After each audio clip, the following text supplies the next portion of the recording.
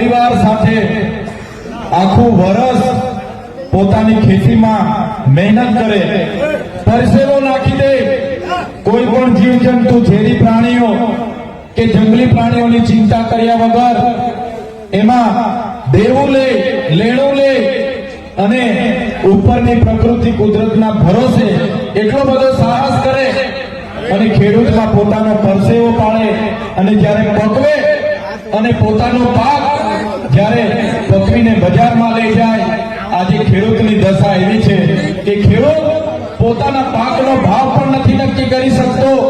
આ ભારતીય જનતા પાર્ટીના શાસનમાં ખેડૂતની હાલત તમે જોઈ લો. આજે જ્યારે એક બાજુ સરકાર કપાસના ભાવ મણના 622 રૂપિયા ટેકાનો ભાવ એમણે જાહેર કર્યા, 1622 રૂપિયા બધાને મળે છે ભાઈ કપાસના,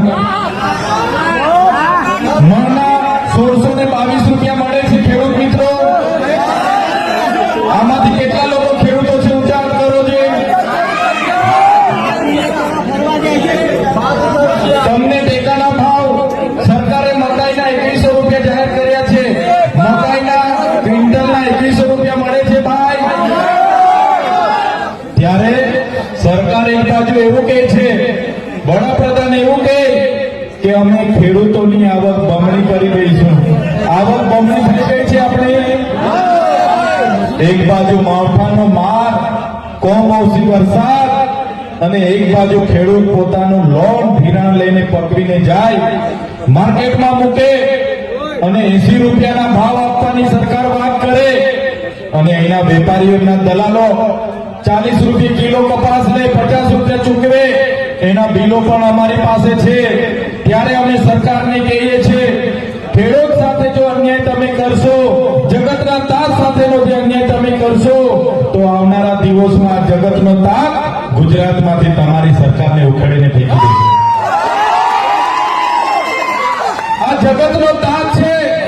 આપણે બધાએ આભાર માનવો જોઈએ, જેમના મહેનતથી 3 ટાઈમની થાળીમાં ભોજન આપણને મળે છે.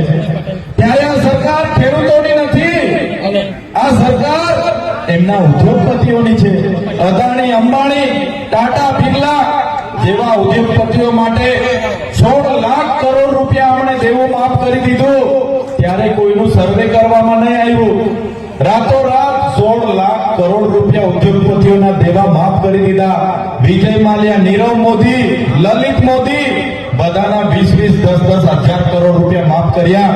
અને ત્યારે મારો ખેડૂત કોઈ બેંકમાંથી 2 લાખની લોન લે, ધિરાણ લે, ત્યાં પોલીસ નોટિસ લઈને આવે, જમીન જપ્ત કરી દે, ઘર જપ્ત કરી દે.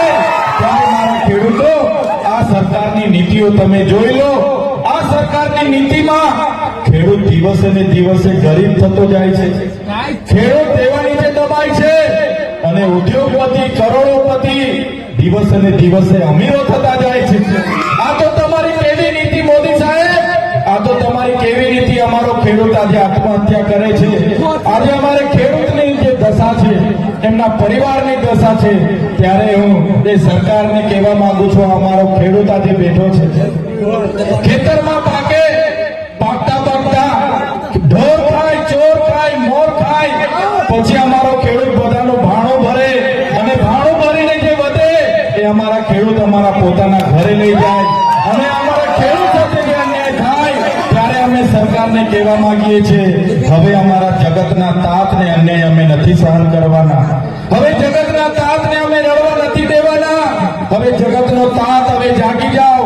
જો અમારા ગુજરાતના ખેડૂતોને MSP ના ભાવ પ્રમાણે તમે પાકની ખરીદી નહીં કરશો, તો આવનારા દિવસોમાં તમારી યાદ અને ખેતીવાડી બજાર બંધ અમે કરાવી દઈશું.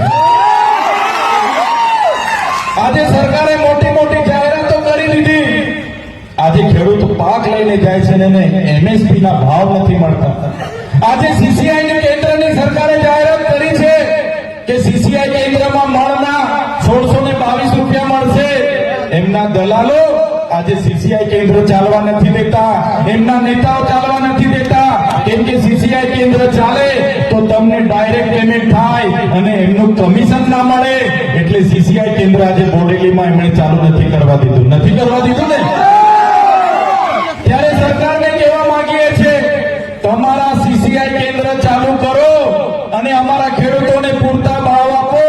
નહીં તો આવનારા દિવસોમાં ખેડૂતને સાથે રાખીને આ વિસ્તારમાંથી આંદોલન કરીને અમારે ગાંધીનગર પહોંચવું પડશે, તો અમે ગાંધીનગર પણ પહોંચવા તૈયાર છે. હવે આ જગતનો તાત તમારાથી થાકી ગયો છે. મોંઘા મોંઘા